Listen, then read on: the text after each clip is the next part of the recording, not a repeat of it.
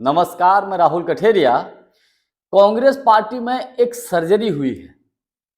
इस सर्जरी की मांग पिछले कई सालों से कांग्रेस पार्टी के कार्यकर्ता और नेता कर रहे थे कि भैया कांग्रेस पार्टी में सर्जरी करिए। जो नेता बड़े बड़े पदों पर बैठे हैं, जिन पदों पर बैठे हैं, उन पदों को इन्होंने ईमानदारी से नहीं निभा पाया, या यूं कहें कि ये नेता किसी राज्य के प्रभारी हैं और इनके प्रभार के समय उस राज्य में कांग्रेस सरकार नहीं बना पाई। कांग्रेस का जीत का स्ट्राइक रेट अच्छा नहीं रहा, अच्छा बेहतर रिजल्ट इन्होंने नहीं दिया, लेकिन इसके बावजूद ये लोग अपने अपने पदों पर जमे हुए थे। तो अब कांग्रेस ने एक सर्जरी की शुरुआत की। हालांकि पूरी तरीके से इसको सर्जरी नहीं कह सकते, इसकी सिर्फ एक शुरुआत की है। और शुरुआत इस तरीके से की है कि एक साथ 14 राज्यों में कांग्रेस ने एक्शन लिया है, जिसके बाद कांग्रेस में खलबली मच गई है। उन लोगों में जो बड़े बड़े और उच्च पदों पर बैठे तो हैं, लेकिन काम नहीं करते हैं। तो इसी पर मैं और अधिक चर्चा करूं, लेकिन उससे पहले यदि आपने अभी तक हमारे चैनल को सब्सक्राइब नहीं किया है तो सब्सक्राइब जरूर कर लीजिए और घंटी के बटन को जरूर दबा दीजिए। देखिए, हम बात करते हैं, ये बात करेंगे कि आखिर वो कौन नाम है जो बड़े बड़े पदों पर थे, लेकिन ये नाम जिस राज्य का इनको जिम्मेदारी सौंपी गई, उस राज्य का जो जीत का स्ट्राइक रेट कहें या पार्टी धीरे धीरे कमजोरी होती गई। उदाहरण के तौर पर पहला नाम, बड़ा नाम आता है राजीव शुक्ला जी। राजीव शुक्ला जी एक बड़ा नाम है, कांग्रेस से सांसद रहे हैं और राजीव शुक्ला जी हिमाचल प्रदेश के प्रभारी रहे और इनके कार्यकाल में पिछली बार हिमाचल प्रदेश में कांग्रेस की सरकार जाते जाते बच गई। ऑपरेशन लोटस वहां हो गया था।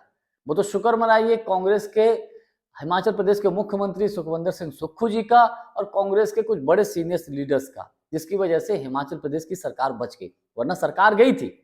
अब चूंकि राजीव शुक्ला जी के बिजनेस हित है, क्रिकेट टीम से इनका डायरेक्ट कनेक्शन है, ये अनुराग ठाकुर जी से बेहद इनके लिंक अच्छे हैं, बेहद अच्छे संबंध हैं। भारतीय जनता पार्टी के तमाम नेताओं से इनके बहुत अच्छे संबंध। शाम को तो राहुल गांधी जी के साथ होंगे, तो सुबह भाजपा के नेताओं के साथ ये बैठ के चाय पीते हैं। कोई पता नहीं है राजीव शुक्ला जी का।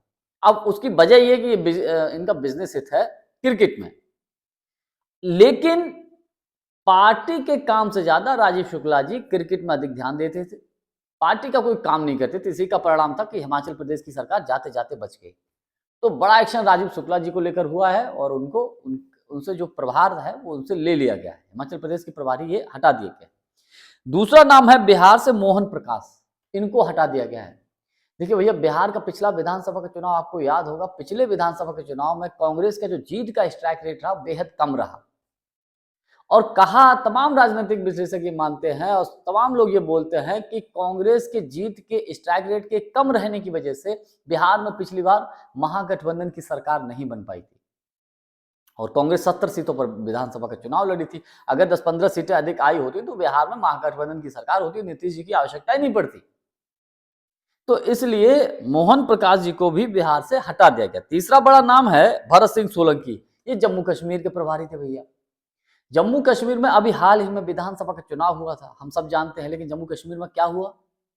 कांग्रेस का जीत का स्ट्राइक रेट बेहतर नहीं था, जबकि उमर अब्दुल्ला जी की पार्टी, फारूक अब्दुल्ला जी की पार्टी का जीत का स्ट्राइक रेट बेहतर रहा। खैर, इंडिया गठबंधन की सरकार भले ही बन गई हो, लेकिन कांग्रेस का जम्मू कश्मीर में कोई खास बेहतर प्रदर्शन नहीं रहा, इसलिए इनको भी वहां से हटा दिया गया।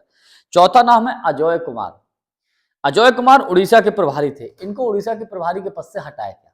देखिए, उड़ीसा में पिछले कई सालों से नवीन पटनायक जी की सरकार है, उनका दबदबा है। नवीन पटनायक जी जब कमजोर हुए तो नेचुरल तौर पर कांग्रेस पार्टी उड़ीसा में विकल्प बन सकती थी नवीन पटनायक जी की, लेकिन कहीं ना कहीं कांग्रेस के संगठन और अजय कुमार की शिथिलता की वजह से मैं कहूंगा कांग्रेस नवीन पटनायक जी का विकल्प नहीं बन पाई और भारतीय जनता पार्टी मजबूती से वहां चुनाव लड़ी और भाजपा की वहां उड़ीसा में सरकार बन गई।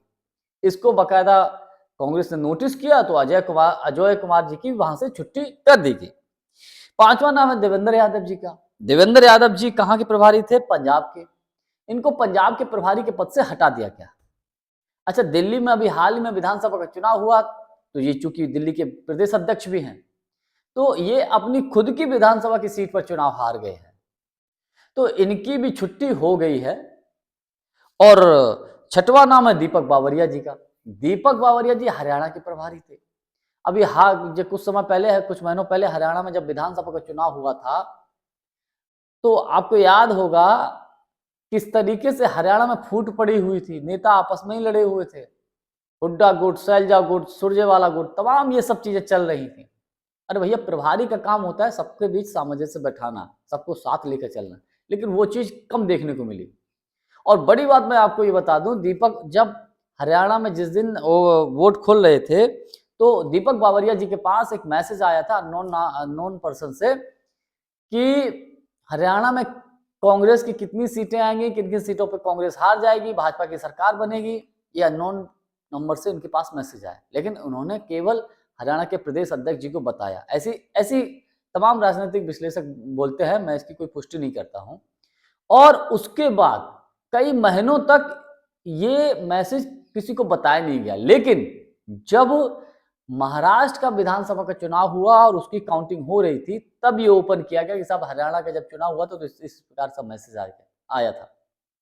तो आप सोचिए, बात की गंभीरता का अंदाजा लगाइए। कायदे में उदय भान जी को तुरंत बताना चाहिए था, कांग्रेस के हाईकमान को, मीडिया को बताना चाहिए था, लेकिन इन्होंने नहीं बताया और ना दीपक बावरिया जी ने बताया। तो दीपक बावरिया जी को इनके पद से मुक्त कर दिया गया, यानी कि हरियाणा के प्रभार से हटा दिया गया। अच्छा, राहुल गांधी जी संविधान की बात करते हैं, जाति जनगणना की बात करते हैं, सबको साथ लेकर चलने की बात करते हैं। तो जो इन्होंने 11 नियुक्तियां की हैं, इन नियुक्तियों में इनका सामाजिक समीकरण राहुल गांधी जी का बिल्कुल फिट बैठता है, क्योंकि इसमें इन्होंने 11 नियुक्तियों में 5 ओबीसी हैं, एक दलित है, एक अल्पसंख्यक है, एक आदिवासी है और 3 सवर्ण है। तो इस तरीके से हम कह सकते हैं कि कांग्रेस में तमाम लोग जो सर्जरी की बात बोल रहे थे, सर्जरी की मांग कर रहे थे, हालांकि ये सर्जरी मैं नहीं कहूंगा, अभी भी बहुत से लोग ऐसे हैं जो सिर्फ नाम के लिए हैं, बड़े बड़े पदों पर बैठे हैं, लेकिन जो कांग्रेस का काम, जो उस पद के हिसाब से उनको जो काम करना चाहिए वो काम नहीं करते हैं, बाकी सब काम करते हैं।